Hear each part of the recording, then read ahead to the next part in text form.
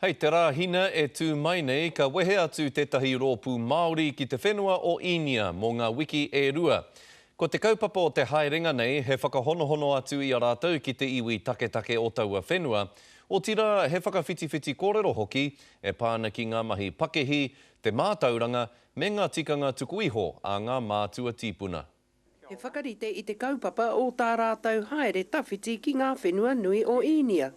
O enei o te rua te kau mā whā o te rōpū e tūtakitahi nei I mua atu I tō rātou wehenga ki aua whenua. Hopefully a foot in the door where we can do something for our Māori businesses, and be it education, be it even links of local government, tourism, another big one. China and India are now the developing powerhouses in the world. The most important thing is after the conference, we will be visiting a place called Jaipur. Jaipur is a pink city and full of palaces. And we have the festival of colors called Holi will be celebrated that day, and all the delegates will be celebrating with the locals. Neke atu ke I te kotahi piriona, te kaute o ngā iwi taketake o Inia.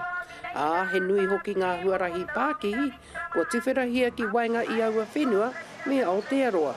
I roto o ngā mahi tau hoko, I whakamanahia e te kāwanatanga I te tau kua hipa. We have forestry trusts with us, and they will have an opportunity to talk, the export of their logs direct to India, once again with those tariffs reduced or removed. Tā rātou hihia kia tūhono ai, mātou I runga te pukaro kotahi, me pēhea te huarahi mō mātou o tēnei whenua o te aroa kia rātou o Inia.